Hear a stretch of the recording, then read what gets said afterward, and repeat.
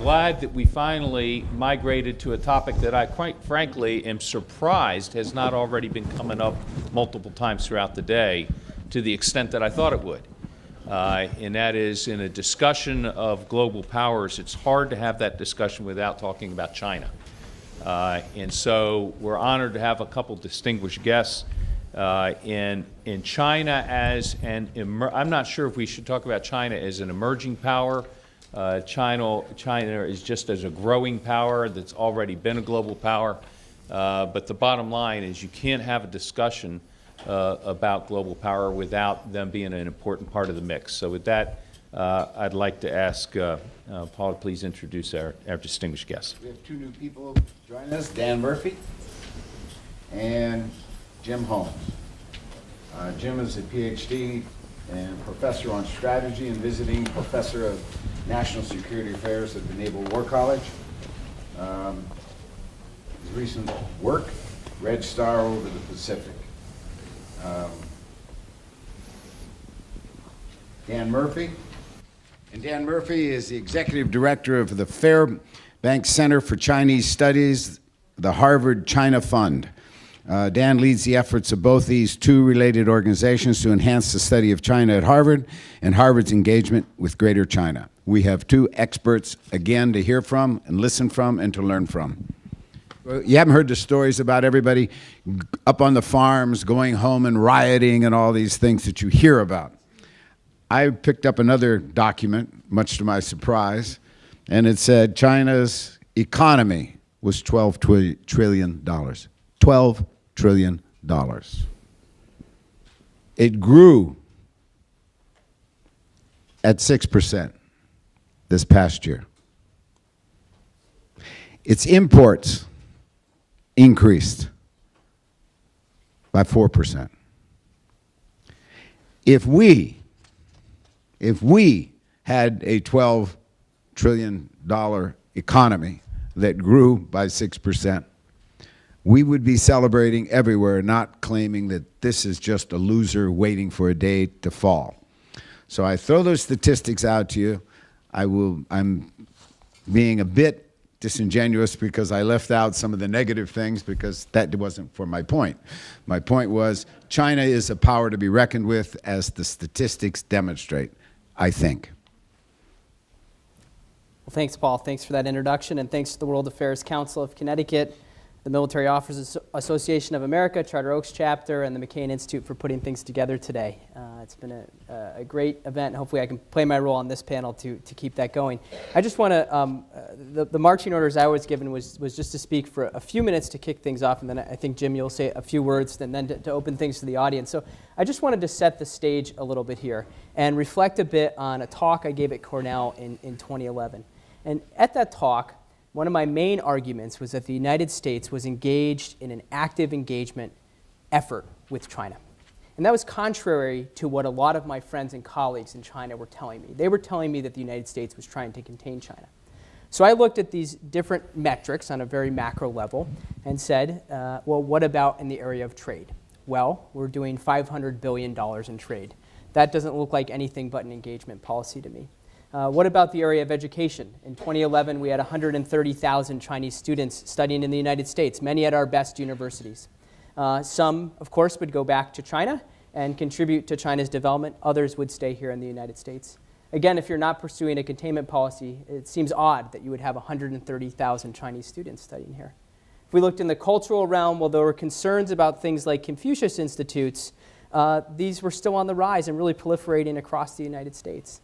If we look in the realm of media, in 2011, there were hundreds of state-run Chinese journalists who had been given visas to come to the United States, could travel freely wherever they wanted, report on anything they wanted. Again, if you're pursuing anything other than an engagement policy, that would seem quite odd to me.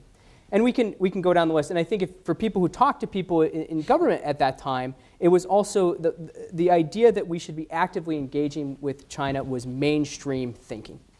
There was kind of no doubt about it. Now, if we fast forward to today, and I think this really gets to the crux of the matter, and when we look at those different metrics, we see a really different story. I don't need to tell anyone here about the trade war. So if we look on the front of trade, we have a much more antagonistic relationship. Similarly, if we look to the media, we have advisory bodies to Congress advocating quite strongly that members of the Chinese media from state-run media organizations should register as foreign agents. If we look on the cultural realm, back at Confucius Institutes, Marco Rubio suggested that colleges and universities in his state of Florida that receive funding from Confucius Institutes should have a similar reduction in federal funding.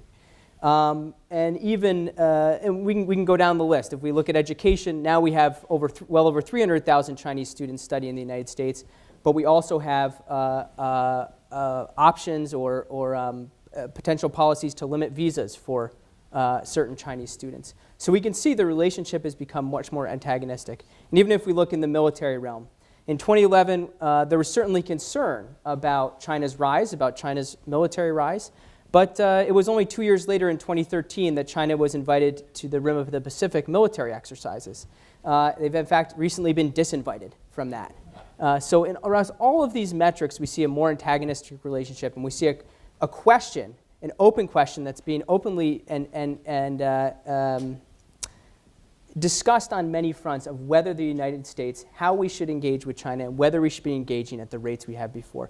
And this is a critical question, and it's a critical question because if we look at any of the topics we discussed today, if we look at terrorism, cybersecurity, emerging new powers, etc., the relationship between China and the United States will be consequential on how those issues are resolved. So the way that we resolve this issue as a nation will be consequential. I want to close with just one last comparison between the 2010-2011 period and today. So some of the other panelists referred to this document, the National Defense Strategy.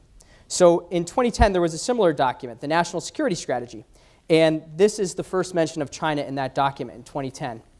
We are working to build deeper and more effective partnerships with other key centers of influence, including China, India, and Russia, as well as in increasingly influential nations such as Brazil, South Africa, and Indonesia, so that we can cooperate on issues of bilateral and global concern with recognition that power in an interconnected world is no longer a zero-sum game. So if we look at the National Defense Strategy from 2018, which was on the welcome desk out there, the first mention of China is as follows, and you'll notice the contrast. China is a strategic competitor using predatory economics to intimidate its neighbors while militarizing features in the South China Sea. So I offer that up, a contrast from the last few years and the way that where our thinking as a nation comes out on these topics will be very consequential. And I look forward to your questions and look forward to comments from my colleague Jim. Jim? Thanks. Let me make 3 quick points just to open up here. First, the first point is just sort of a diplomacy vis-a-vis the Naval War College. What is it? We're basically the Navy's professional graduate school of strategy. Students come to us for a year and they spend a year deeply enmeshed in history. It was wonderful to hear the shout out on history in the last panel. Strategic theory, the great strategic theorist, the Clausewitz is of course our second president, Mahan, probably the greatest sea power thinker in history, and so on and so forth. So we award a master's degree at the end of that very intensive year. Now moving on to the subject, I think let me make a quick philosophical point about China and then a quick operational point about China and the United States Navy and the American Sea Services, riffing on one of the questions that came up in the Q&A in the last panel.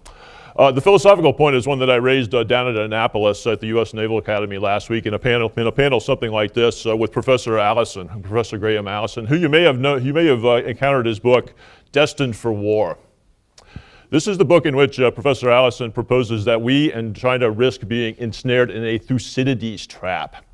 Now, what he means by that, he's riffing as well. He's going all the way back to the Peloponnesian War 2,500 years ago and proposing that much as the rise of Athenian power and the fear that this caused in Sparta was what brought on 27 years of war between the two titans of the ancient Greek world, he proposes that dynamic of rise and fall might similarly grab us and the Chinese and lead us into war, even if we don't want it. So the conceit being that the United States is either flatlined as a great power or perhaps is in decline. China's on the way up. ultimately, when you approach that crossover point at which we and the Chinese are roughly similar, we will be tempted to use force to uphold our position in the system, or alternatively, China might try to get a jump on the dynamic by using force itself, if it thinks it can get away with it. So it's actually a rather intriguing question, and it's also one with a lot of strategic portent. If you think about it, how we think about destiny. I mean, what exactly does it mean to say that China and the United States are destined for war? Well, if you go back and ask the greats of philosophy, they will tell you, they seem to see it's kind of hard to say. Roughly speaking, they seem to see sort of three basic varieties of destiny. The first one they call fate. This is something that you simply cannot resist. Vast forces sweep you along to whatever goal is predestined for you. If you think about what the strategic implications of that might be, if we in the United States accept, and perhaps if our friends in China accept, that fate has ensnared us in a march to war, then what's left for the United States military to do other than to get ready? Because if we're going to be predestined for a fight, we better be ready to win, because it's coming. The Greeks they seem to come to a more malleable version of destiny, which I would describe as sort of a garden variety type of destiny. And this is something that pops up in plays, the plays of Sophocles, the histories of Thucydides. Basically, it's a commonplace in Greek literature. The idea that we should not do things that offend the gods. This variety of destiny calls on us not to make bad choices that go against the grain and bring on divine retribution. The Greeks are always worried about hubris, that if you're possessed by outrageous arrogance, the gods are going to punish you for that. But at the same time, this is a variety of destiny that does leave open the possibility. It leaves us the power to choose our own path. And it also brings about the idea that we might actually avoid getting into a fight with China, if that's the case, maybe. So it's possible that we can master destiny. And the last variety is the one that I would go to Machiavelli for. And of course, Machiavelli was always riffing on Roman and Greek history, and he calls it fortune.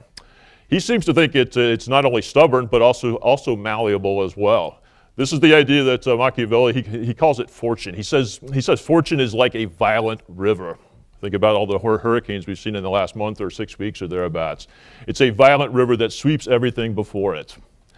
But at the same time, he says, but people have foresight. If we have foresight, and if we are venturesome enough in quiet times, we can build engineering works to divert or block off floodwaters when they come. So in a sense, he's actually taking destiny and making something that's even easier to master if you have that sort of enterprise and that sort of foresight, and if you exercise it when times are relatively quiet. So when you think about these three varieties, I mean, how we view destiny, but it has a lot to say about what we think about Professor Allison's thesis about whether we and China are destined for war. And these would have implications for our diplomatic stance, for our economic outreach, and obviously for our military strategy as well. So I would put that question to you and ask you, or just challenge you to think about this. Can we master destiny, or is destiny fated to master us? So it's a question that has a lot of portent for the future. Last point is just an operational point. As I said, I would say something about and it's actually a philosophical point as well. I would put a sharper edge on what the previous panel said about why the United States military, and especially the Navy and the Marine Corps, are behind the 8 ball, and why are we worried about China?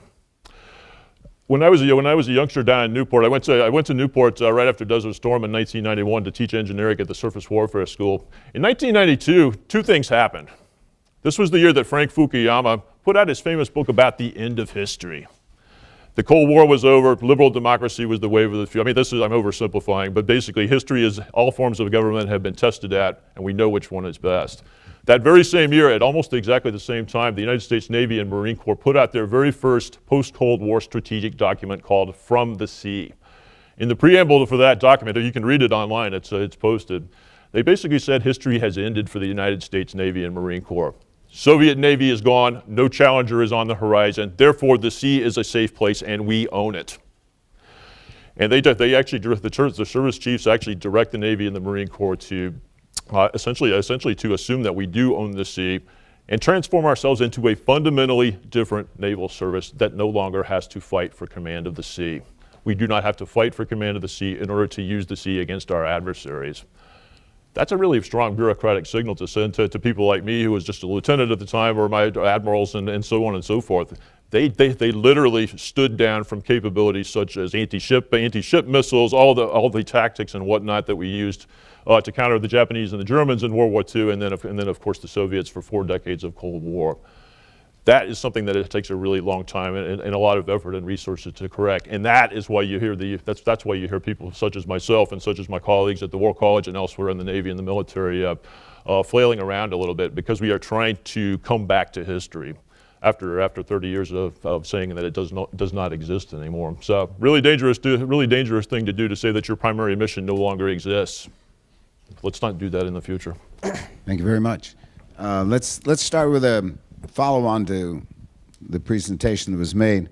I was told when I was at Tsinghua University teaching leadership, much to my surprise, they said, just don't let them know you're an American, because they would not approve my expense report if they found out an American was teaching the Chinese about leadership. But what came up in those discussions was precisely what you're talking about. And they said the Chinese that I was teaching, they all happened to all be generals in their civilian jobs where they could earn an economic basis, so they never, once they put the uniform back on, never want to leave the military. They were perfectly happy to be rich generals. And they said, you Americans constantly overlook the opportunities we have had to go to war, had we chosen so to do. Most easy to see is what happened in Vietnam. He says, you were vulnerable to an attack from us at that time. We chose not to do it for a variety of reasons. One of, we're not really into the war making. We have far more people to feed. We don't need more military vets coming our way who need to be fed and nurtured as well. And so why are you always insisting on comparing us to your war footing when we, given our billions of people, do not have that war footing? That was what they presented. What would be your response? Well, I think that, where to start? I think that, there's always this matter of how one country sees another. And to see something from afar is to perhaps see it as a monolith, and to see it as oversimplified, which, to go back to one of your points, is why it's important to live in some of these countries that we're talking about. And I think that the United States has not only seen China in terms of war. We've done $500 billion in trade with China annually. In fact, if we go back to World War II, we were in a much different situation vis-a-vis China than the references they were making to the Vietnam War. So I think, in fact, I guess my response to those generals would have been to, where you sit on, where you stand on these things is where you sit. And as a general, perhaps they see things in those terms, but I perhaps would have responded by opening the context a little bit and referring to the relationship in terms of education, economics, and the many other ways that our relationship exists, including those that are subnational between states and provinces, which I think really kind of complicate the picture that they were painting. That's what I would say. Yeah, there are a couple of fallacies that we talk about to our students at least a couple of times a year. We usually get the junior course for a term and the senior course for a term on an academic year of trimesters. One of them is, and I actually agree with your Chinese friends, except that I think that I would urge them to hold up the lens to themselves as well. The first fallacy is called mirror imaging. And this is basically, and we're always beating ourselves up about this, as Americans, we tend to project our own assumptions and our own worldview, way of thinking about strategy, diplomacy, whatever the case may be, onto others. Basically, assuming that others see the world the same way we do, and will react to what we do as we were if we were in their place. Kind of a dangerous thing in a competitive environment in which the other side, your strategic competitor or your enemy, whatever the case may be, has every incentive to break that, to basically act in ways that do not conform to your mirror image. So this is a plea to get to know your adversary and see the world through their eyes, if only to equip yourself better. The other one is closely related, and it's called script writing. This is, if you think about what a script is, a script, if I'm out in Los Angeles or somewhere writing a script for a screenplay or something like that, what happens? I write the lines, and the people go where I tell them to, and they do what I write that they should say. That's also a really dangerous thing to do in a competitive environment, because again, your adversary has no incentive whatsoever to abide by your script. In fact, every incentive to actually wreck that script, to turn your screenplay into a disaster. So in a sense, I guess I'm calling for cultural awareness, getting to reading history, reading Chinese history, whatever the case may be, and getting to know the Chinese through their own eyes. I would put a coda on that. The Chinese have a script for themselves, and it seems to be becoming more firm and more rigid every day. With that, ever since President Xi came to power in late 2012. It's becoming a script that is all about keeping the Chinese Communist Party in power, keeping the good times rolling economically, recovering every inch of ground that's ever been ruled by China throughout its history. All of these things are part of a script that the Chinese tell themselves about their own national destiny, as codified in President Xi's idea of a Chinese dream that China wants to fulfill as soon as possible, but certainly by mid-century. Question in the same lines, Genghis Khan? I'm not he. Cyrus the Great were two generals of the past that had a very unique commonality. Besides the severity of the force they brought to anybody who opposed them, it was what they did after the opposition was quiet, in assimilating them into the societies which they had conquered, as opposed to trying to bring them into the Persian society or into the society of America. They said, if you conquer a land, if you conquer a people, assimilate them, bring them under our charge, but allow them to be the people they once were. Only now they're tied to you. Question: what does it mean to China when you use the word war and then win or lose? What is war's victory in this day? Obviously, they can't occupy all of the United States. They can't occupy all of China. They can't occupy all of Japan. So what is the definition of victory in a modern warfare? Well, I mean, we're always contending, and we're quite right to do so, that China would like to win without fighting. I mean, this is what Sun Tzu, the great Chinese general of the Peloponnesian War era. Interesting how much great thinking there was going on about 500 BC. I mean, he describes this as the supreme excellence. Try to prevail through diplomatic means. Try to put your enemy in an impossible position so that he has no chance to prevail at a cost acceptable to him. So that's sort of motherhood, and I would actually describe that as just routine statecraft. I would certainly hope that rational leaders in Washington and Brussels, whatever the case may be, would try to prevail without fighting, because war is a dangerous thing. It's really unpredictable. We know it costs a lot. It can take unforeseen turns. It can result in defeat. Even Clausewitz says you only probably stack the deck about 60-40 in your favor, even if you do everything right. So it's a perilous thing. And so to take it out to the far side of the war-peace divide, China sees things in terms of active defense. You can actually look at the Chinese military strategy of 2015, in which is the most authoritative statement out of Beijing about how it sees military affairs. They say this concept, popularized by Mao Zedong back in the 1920s and 1930s in wars against the nationalists and against Japan, this is the essence of how we look at military affairs. It's a really straightforward concept. It's basically you would start off assuming that China is the weaker competitor. That's what China was in Mao's lifetime. China still has that assumption today. But that doesn't mean that you lose. If you're fighting in your own backyard, and if you're fighting against an adversary who's coming from thousands of miles away, such as the United States, you can actually do things to cause that stronger opponent to overextend, to weaken himself, even as you do things to try to cut that force down to size as it's on the way to the battlefield.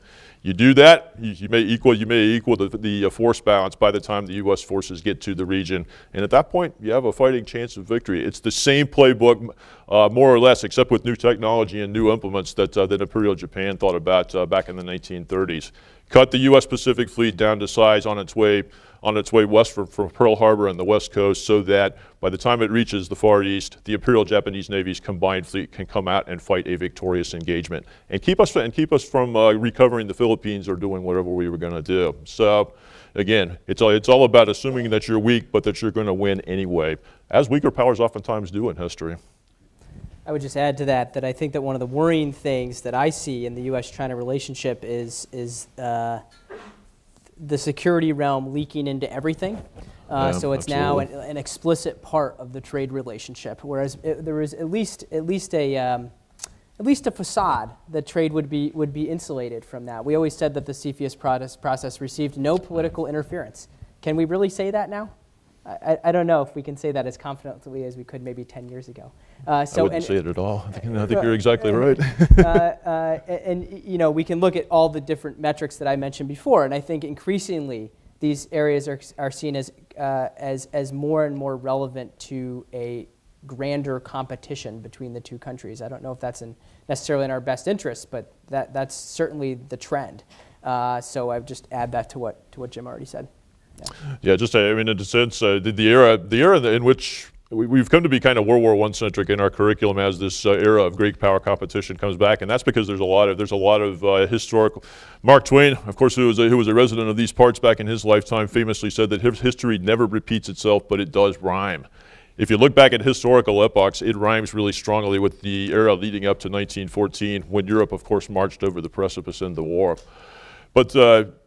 But I mean, one thing that comes up when you study that era is that people in that era thought that the age of globalization had put an end to armed conflict.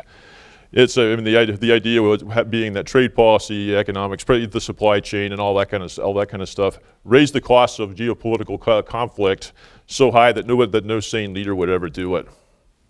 But then, of course, August 1914 rolls around, the guns of August ring out, and ultimately, yes, the costs of warfare are obviously frightfully high in World War I, but at the same time, you actually saw leaders go into it even knowing that. So thinking that they could get out with a short war or whatever, it just didn't work out. Following on the conversation I had with my Chinese generals, one of them said to me that the difference between your version of war and our version of war is we are smart enough to know that the victory that I was asking for will not be defined in military terms, but rather in the success the victor has in obtaining economic terms. In the sense that if we go to war, the objective will be to get the United States to leave the battlefield that they are now saying they're not necessarily interested in, and we'll take it. Gladly, we'll take the South China Sea, we'll take North Korea, we'll take whatever it is that you don't want, we will take it. And that's the reason we will be fighting the war.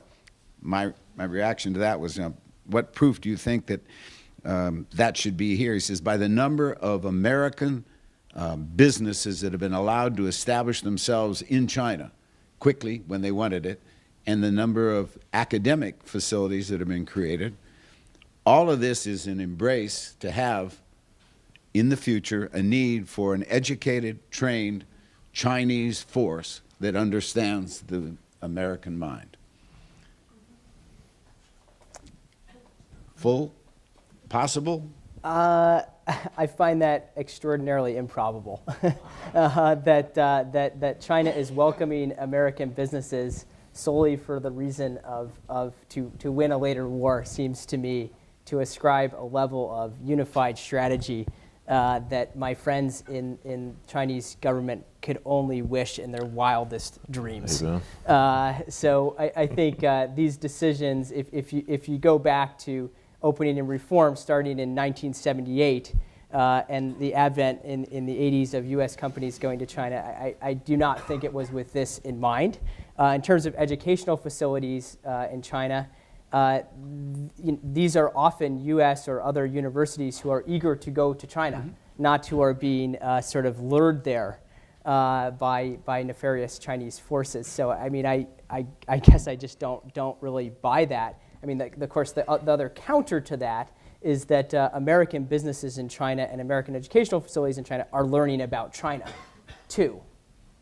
So it's not a one-way street where China sort of gains all of this advantage that it can be used for strategic benefit. Of course, there's mutual learning that takes place. I find that pretty far-fetched, I feel. But I'm happy to be contradicted by wiser participants. Please don't walk away from this thinking that the Chinese are some sort of superhuman. Don't take their own hype at its word. I mean, you can sometimes I think that we in the West have a real affinity. In fact, it's kind of funny even if you reach back into the early 19th century, even New England itself has always had an affinity with East Asia. I read a book a few years ago, wonderful popular history about I think it was called When America Met China. But he leads off with a quick anecdote. He points out that the very same day that the Articles of Peace lead New York going to Britain to conclude our Revolutionary War, the very first China merchant ship leaves Boston, headed for China. You can go on into if you go up to Boston or go over to Boston, I guess from here, you can go to the Museum of Fine Arts and you can actually look at it. Still reputedly has the best collection of East Asian arts in the entire United States, and part of it's that seafaring legacy, that fascination with Japanese and Chinese culture, and so on and so forth. But at the same time, don't take Asia's legacy at face value, because these are not superhuman people. I would say they're probably becoming less superhuman by the day. In my view, China is closing its mind. If you believe, as I hope we still do in this country, that an open society in which all views are heard and taken and values derived out of them and all that kind of stuff, free discussion helps make us smarter and better and do things better. China, I mean, as we pointed out, China is opposing a rigid party line on every sector of society, including universities. It's really hazardous even to claim to be a public intellectual in China these days, because it sounds like you might comment on what President Xi is doing and what vision he has for the country. Not a safe thing to do. They are squelching free debate, and I think they're making themselves stupid. So I wouldn't. So I think that from a philosophical standpoint, I would certainly at least put a caveat on that as you think about China and try to measure its rise and potential for interactions with the United States and our allies. Also, our allies are starting to stand up in East Asia as well. Japan is building up its submarine force. It's doing things more like a normal country. Even Britain and France are starting to show up in the South China Sea. So it's. I actually feel a lot better about the competition than I did even 2 or 3 years ago. Jim, just to comment on your caution about measuring China's rise, I think too we need to look no farther than our Chinese friends and colleagues themselves. Absolutely. Many of whom are working to get visas or passports from other places. Many of whom have their children going to school in other places. That, to me, more than any analysis I can make from here, speaks much louder. Watch the direction the people are moving. Yeah. You vote with your feet. Yeah. And I think I would be interested to know if you have the similar experience of the Chinese who I know who have influence or money certainly moving in that direction, which I think speaks to at least concerns or hedging about the future. Yeah, I think there's hedging. That's a word that comes off oftentimes in international relations and political science. Yeah, I'm trying to create options for myself in case I'm doing the Machiavellian thing as I propose. I'm trying to hedge against a really bad destiny in case something bad happens. I don't know what your exam. I mean, you probably spend more time in China than I do, Dan. But I used to be in a daily contact, really up until about 2012. I was in daily contact, so sort of friendly contact, exchange of views with friends in China, who you would think I would be at odds with, because I'm known as being tough on China, and I am. They're known as being tough on America, and they are. But when President Xi came in 2012, that rate of contact started necking down to basically nothing now.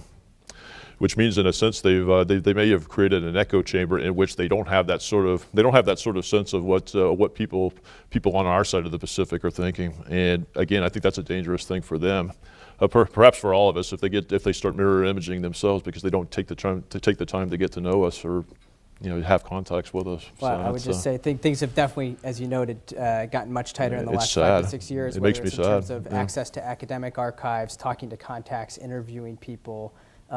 Room for open debate and conversation, particularly about the realm of sensitive topics seems to have grown quite a bit, and yeah, that's quite concerning. It really is. So, questions? Nobody ever wants to talk about China. Come on. Nobody what? Nobody ever wants to talk about China. It's so uncontroversial. We are going to. I just want to make one comment, and then I'll ask a question. Since 1941, to the present time, the United States has been at war most of this time. And in the period of time before we went to war in a lot of these different wars, we were drifting toward the war anyway. So if anybody looked at us from afar, they'd look at our society as a warlike society. And I say this without any political leanings, whether I agree with it or not. I think it's just a fact that if you look at history, we've been at war most of those years since 1941. That being said, let me ask you another question. One of the things that concerns me is we single source a lot of strategic components and subsystems, many of which are outsourced to foreign countries, Taiwan, Korea, and China. And we get all our rare earth minerals primarily from China. They really provide probably 90% of the world's rare earths. They're required in a lot of strategic componentry. Is that a concern as our tensions might escalate with countries like China? And Russia is the same thing in terms of, I think, platinum and some of the other rare earth elements. Maybe I'll just, Yeah, how about it's okay it? if I How about say it? a few words. I think on the history of U.S. war, I would just say this history is not lost on our Chinese friends. It's very, very well known and often repeated to me, actually, when I am there. And in terms of supply chains, I mean, gosh, I think any smart U.S. company is looking into relocating their supply chains right now because of the trade war. And we're really not sure what that direction will go. I think one of the things, just as sort of a side point to your question, is one of the things that's very troubling to me when I read about trade and the trade war is it's so often described as a bilateral issue. Trade is so infrequently a strictly bilateral thing at this time. The components are made in all different countries and sent to some other country to be assembled and exported to another country. So I think we need to look at this as a bilateral issue, or as a multilateral rather than a bilateral issue. And so I think when we talk about strategic components, rare earths, and things like that, we need to keep that in mind, that it's not strictly a bilateral issue. Yeah, great. And I think you're entirely right to. I mean, that's a great point to raise. Just trying to look at the United States through others' eyes. I would say, I think I'm kind of picking on China here today for the first time ever. But I would say that there is a narrative out there, and I'm sure you've encountered it more than I have since you're doing this stuff at Harvard every day. But a lot of times, even great, wonderful China specialist historians like John King Fairbank, for whom your center is named, they said that China is a pacifist country. It looks down on military service. It does not reach for the sword or the gun in times of competition. Mm-hmm. It just doesn't like war. But that's not really true. If you scope back through Chinese history, you could, depending on how you want to define war. I mean, actually a use of violence to achieve political objectives.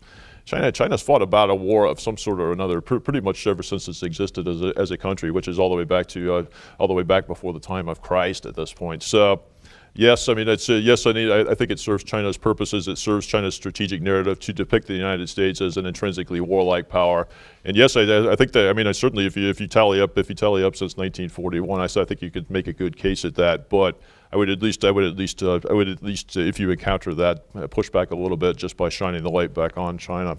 The other point, and I think just to expand on what Dan was talking about, the economic interactions, the trade dependencies, relying on military hardware on our potential adversary, kind of a dangerous thing, because I would imagine they would probably cut those supplies off if we get in a fight. It would be kind of stupid not to.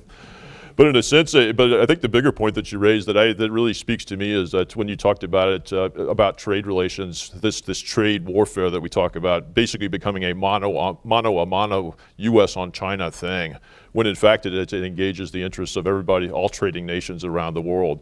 And I think that's true in a lot of aspects of our relationship with China. Of course, I'm a maritime guy, so I think about freedom of the sea a lot, maritime demonstrations in the South and East China Sea, and so forth. If those things degenerate so that it is solely the United States on China, that also is a really, really bad thing, because that, I think, exacerbates the tendency towards war. It also absolves our allies, bystanders, and so forth, who also have a stake in freedom of the sea and all the economic blessings that it brings.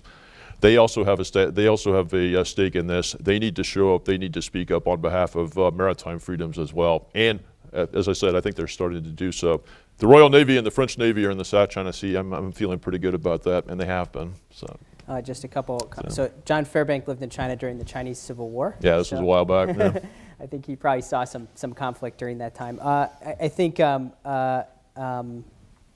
What was I going to say about? Oh, I wanted to say in academia, you mentioned China as a sort of passive or pacifist or non-warlike country. I forget your exact terminology. And I think one of the interesting things, and you may see this in your world too, is sort of the increasingly, I see in academia, increasingly negative view of China, and certainly in the think tank community in the last three and 4 years, maybe more, where there's a lot more, I think, concern. And I think this comes from people.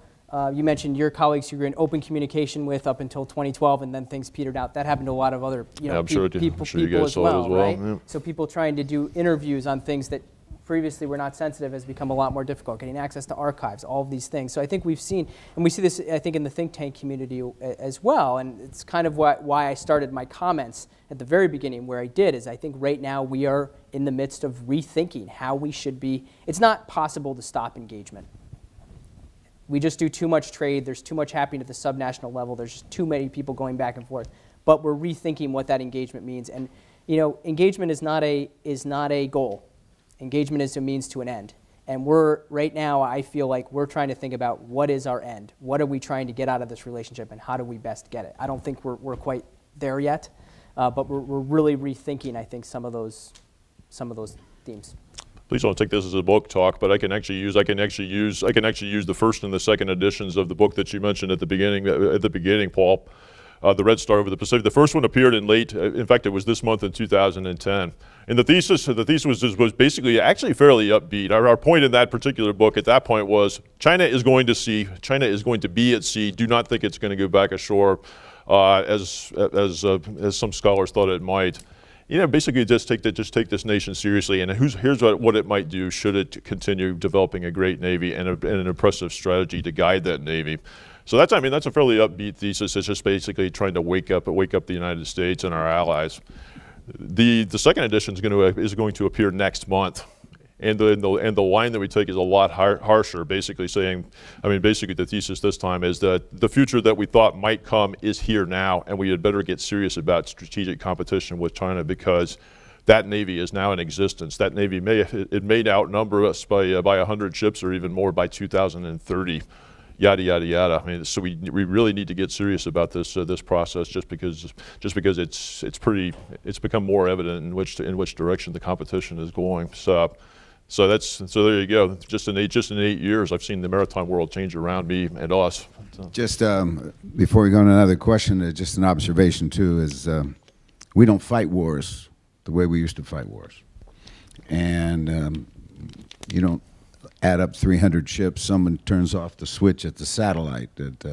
I was talking to the Ranger School, United States Army, and I looked at everything they had on their belts, and one was their GPS. Yeah.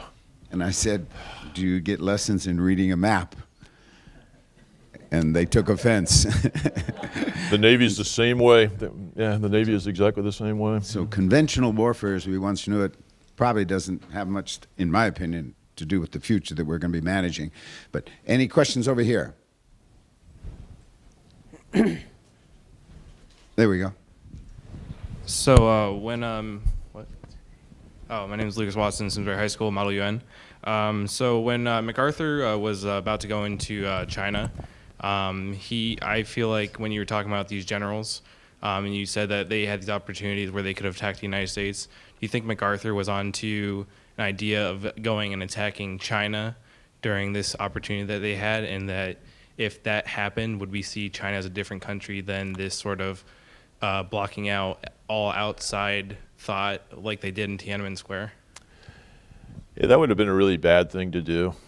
It's kind of, when you study the Korean War, things got so dicey there in late 1950 that the Prime Minister of Great Britain, Clement Attlee, actually got on an airplane, flew across the Atlantic, and prevailed on President Truman not to give that maniac MacArthur nuclear weapons release authority, which he wanted.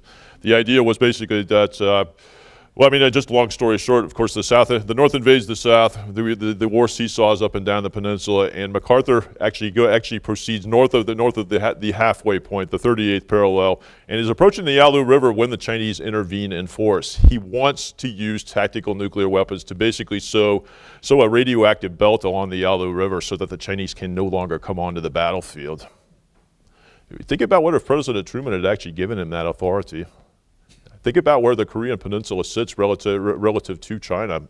It doesn't sit that far away from Beijing. It sits astride sea lanes that lead through the Yellow Sea into Beijing via Tianjin. I think China would be a very, very different and actually a much more dangerous and hostile power today had we done something like that. So yeah, this is one reason that I admire President Truman, is for having the guts to stand up to a guy who was a legend after World War II, after the landings at Incheon in 1950. I mean, this guy, it was really easy for him to trample almost anybody, except the president stood up, which is kind of a good thing for a short guy like Truman. Well, I mean, he's a little dude. Let me just make one quick comment. Jim covered a lot of it, but I just want to mention, you mentioned sort of cutting out all outside thought in China. I think that's probably overstating the matter, particularly in if you work at a U.S. company. My neighbor's going to China for a conference on e-ink where he works. Next month, and I think things like that in non-strategic sectors are proceeding apace. And let's there's lots of people still going back and forth. We've had 5 delegations from China show up at Harvard, at just where I work this semester. I'm sure there's been many others at other parts of the university. So there's still a lot of back and forth, and and there's still, I think we can glean a vigorous debate internally. It may not happen in the same ways it happened before President Xi came to power, but people are still thinking about these things. They still have connections with people outside of them. Yeah, you actually raise a good point. I'm going to argue. We're always arguing with ourselves back at Newport. We never give straight answers when students ask questions. But the caveat that I mentioned about China shutting down its mind is that, and this is something you've seen. I mean, if you read Chinese strategic debates, I mean, there are certainly lanes in which these debates happen. I mean, there's certainly, there's Marxism, Leninism, all these ideological constraints on Chinese thought. But within those lanes, oh my God, they have some boisterous strategic debates. And that's an important point to keep in mind about China. This is actually even today, I think it's a relatively open, closed society.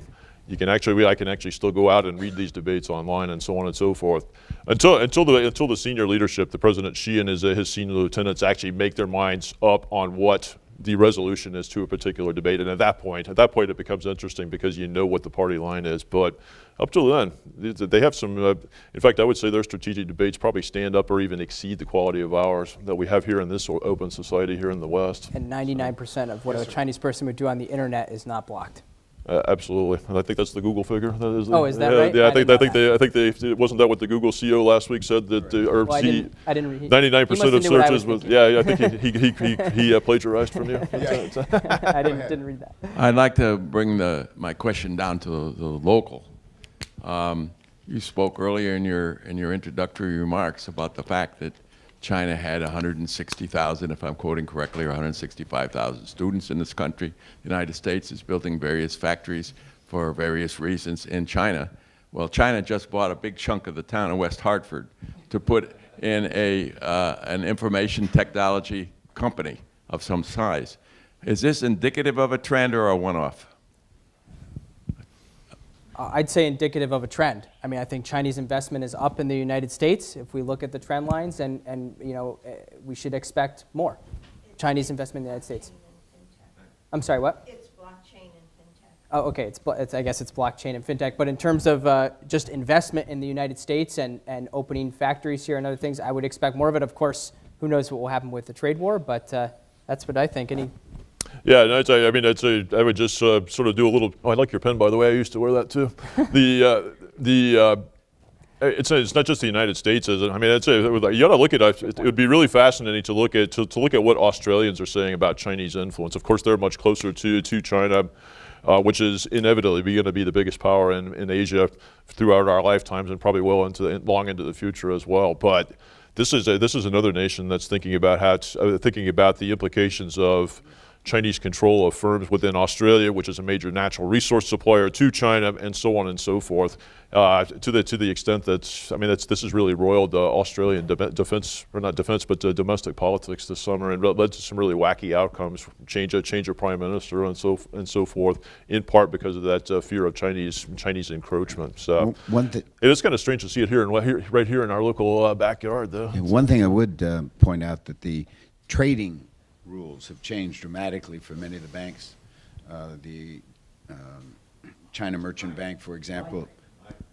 Right, yeah. The trading rules for many of the Chinese companies have changed right now in the last 3 to 4 months. Chinese approvals went from, you could get it approved in New York for $50 million and below. It's now $30 million. And you say, I want to buy a firm to build something. The United States government has all kinds of rules now that are putting it up because of the trade embargo. So it's gotten quite difficult. The only reason I happen to know that, we're involved in about 5 or 6 different things that bring us into play with Chinese banks. And all of the Chinese banks have said our future is very uncertain right now. So the longer term, I think we're relaxed in. The immediate term, I think there's quite a bit of confusion right now. So. Yeah, okay. I think I agree with you. I think I agree with you about your long-term versus short-term focus. I mean, just to take it outside the economic, or at least to take it above the economic realm a little bit. I do feel like, and I'm not entirely sure how many would agree with me, but I don't really care because hey, Mark Twain says that when you find yourself in the majority, it's time to pause and reflect.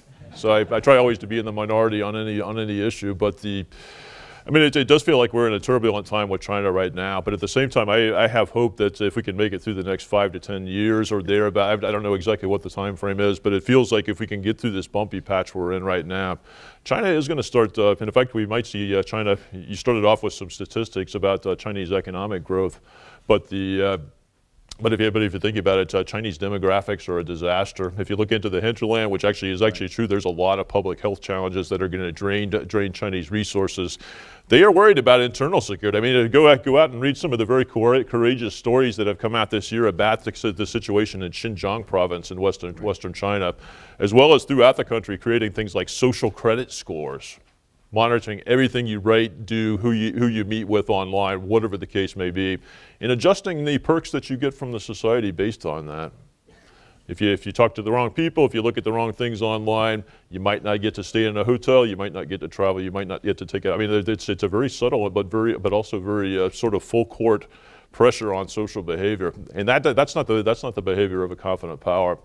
So it may well be that there are things going on within China that are going to make China a more easy power to live with in the future, because they can't ignore all that sort of internal stuff any more than any of us can. So, question from the ROTC group. Oh wow! I didn't know we had midshipmen cadets. What do we got there? I warned you that you would have to ask a question. All right, so I'm Cameron Tennell from Army ROTC at the University of New Haven. So I was in China about 2.5 years ago, and the group of people, the students I was with, there was some talk about how China was on this economic and infrastructure bubble, and that over the next couple of years, they were expected to start a decline, especially in terms of their infrastructure. I did, I guess, witness some signs indicating this. When I was in Xi'an, they were expanding that city like crazy when I was there, building apartment buildings outside of it with nobody living in there or no signs of anyone planning to move in. What are your guys' opinions on that assessment that they're on this bubble and they're about to hit a decline in the near future? Well, I mean, I would just say that Dan's the real expert on the internal aspect, but I would just say that some of those economic growth figures are that's phantom growth. I mean, that's basically wasted economic growth. You hear wild stories about the Chinese government ordering car dealers to buy cars and put them on lots when there are no buyers for them. I mean, there's certainly I don't have a firm feeling on exactly what proportion that is, but I think we should certainly take economic figures out of China with a serious grain of salt, because where do those figures come from? They come from a body that is exempt from any sort of outside scrutiny and has every incentive to game those figures in the upward direction. So something to think about when you try to measure the trajectory that China is on. Is just that some of that is probably puffery. So I would just say that if I knew it was happening with the bubble, I'd be getting paid a lot more than I'm getting paid right now. 'Cause Yeah. I'd be investing on it. And you're going to share with me so I can too. I've got a child in college. I'm familiar with relevant arguments. What I would say, I think, is that your point about the economic trajectory and your point about demographics, of course, this is not lost on the Chinese leadership. The one thing when you meet with Chinese government officials is they're extremely well briefed on their portfolio, and they've really thought through these issues. And I think that's what's the outcome of that? Well, that's why there's Made in China 2025. Which is an effort to go towards higher end manufacturing. China knows the demographics are stacked against it. That's why there's the Belt and Road Initiative. They know they have to put their investment elsewhere and not be building apartment buildings that no one's living in. And they know that they need to turn to innovation to not fall into the middle income trap. So I don't know if it's a bubble or not. There's debate about that. But I do know that the concerns that you've outlined, when I look at the behaviors coming out of Beijing, that's also the concerns of the leadership, and they're coming up with strategies to try and counter that. Can I end on a really bleak note? I'll try and counter your bleak note. We got 1 minute. It looks like Yes. 30 seconds each. Here's the really bleak note. If indeed this is true, if the Chinese leadership actually thinks that its window of opportunity to accomplish what China wants to do to fulfill that China dream is starting to close, what kind of incentives does that impose on China? You might look back at the Japanese example in 1904 when it preemptively attacked the Russian fleet at Port Arthur on the Chinese coast, and then the Russian army in Manchuria, because they knew that Russia was about to overthrow that balance of power in Russia's favor. They did the same thing again in December 7th, 1941, simply because they knew that we had embargoed we were supplying 80% of their oil at that point, and we had cut it off. They saw a window of opportunity closing, and they chose to use military force. So you might think about this dynamic as you try to exercise foresight and see what China might do. Not predicting they will, but I am predicting that the incentives are there. Yeah, I think that the other narrative that perhaps plays into those incentives, which I think is quite important, is a narrative of U.S. decline from within China. Yeah, we're done with, absolutely. We're on the way down. Which I don't entirely agree. I don't agree with it at all. Dan and Jim. We're gonna keep going all night. Ladies and gentlemen, Thank you, Paul. Appreciate it. ladies and gentlemen, if you have not felt like you have been in a Ph.D. level class, I don't know. I'm really fascinated and very grateful to have heard that discussion. I have to admit, the last time I heard somebody use the Peloponnesian War to illustrate It's the good book. an example, actually, it was in General Mattis's office. You're in good company. And so it's fascinating, and thanks for reinforcing the importance of understanding the past in order to put context to today. So again, I want to thank our panel, and we're going to transition and ask for some closing comments for a couple important people. So I'd like Colonel Hill, please come to the stage and talk to us a second.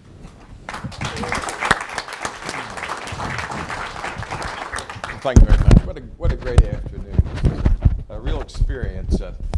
As I sat there, I thought back to 1976 when we did our first National Defense and Foreign Policy seminar. And that was the Reserve Officers Association. And we teamed up with the Manhattan Institute. They gave us 2 speakers. We had speakers from the National War College and the Army War College, and one from Trinity College, where we held the seminar. Most of our people were military people. They were in officer and basically in different units, and they would hold their unit meeting as part of our seminar. That went on for about 20 years, and we had a hiatus of about 20 years. And then in 2016, the Military Officers Association thought, well, that was a good idea 20 years ago. Why don't we try it again? We tried it. We first went with the University of Hartford, and it didn't work out that well, but the World Affairs Center happened to attend and said, well, we think we could do it better. And they really could. I mean, these people are wonderful. They have the contacts for speakers. They have funding. They have a wonderful staff. And you see what the results are. And we really appreciate that. There's no one like Megan that help. Yes, absolutely. and Amanda, who is the program. Amanda, is she here somewhere? Yeah, Amanda. Okay. And, you know, our goal was to educate the public in national defense and foreign policy type subjects. And we think we're doing it, and we're doing it even better with the World Affairs Center. They're a wonderful group. They're easy to work with, and I'm proud that we could be a part of this working with them. Thank you. So once again, I want to thank everyone, all of our speakers who volunteered their time to be with us today, to share their knowledge, to share their expertise. It's because of them that our council is thriving, and it's because of you that you're engaging in your community. And I know someone asked a little bit earlier, what can you do? I say join a World Affairs Council, engage in your world, pay attention to what's going on. I have so many people to thank for today. I want to give a special thanks to Major General Jones for everything he did to make this event possible. Thank you. We are so privileged at the council to call him a friend and to have him as an advisor. And it just means so much, so thank you. And I do want to give another shout out to my team because this requires so much work. And our team is led, and just come out here team, by Amanda Jolly, who is our program director, our education director, Nicole, and our global fellow, Caroline. And I also want to point out Alden, who was our former fellow and who is getting her master's in security studies at Georgetown, who flew up just for today. So I thank you for clapping for me, but it's because of them. So thank you. So keep in mind that this is an annual conference, and I want everyone to mark your calendars for next year. These issues of global security are so important to our community, to our world. We were talking a lot about what happens in the economy, and if you look at just the state of Connecticut and how much of our economy is tied to defense, it is inherent that what happens around the world impacts all of us. So I thank you all for sticking it out today, for being engaged. And another shout out to you, Luke, and your partnership at the McCain Institute. But thank you all for coming, and I hope to see all of you next year. Thank you.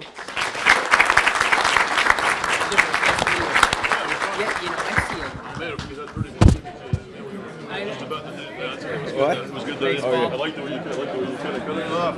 Oh, you got to be the moderator.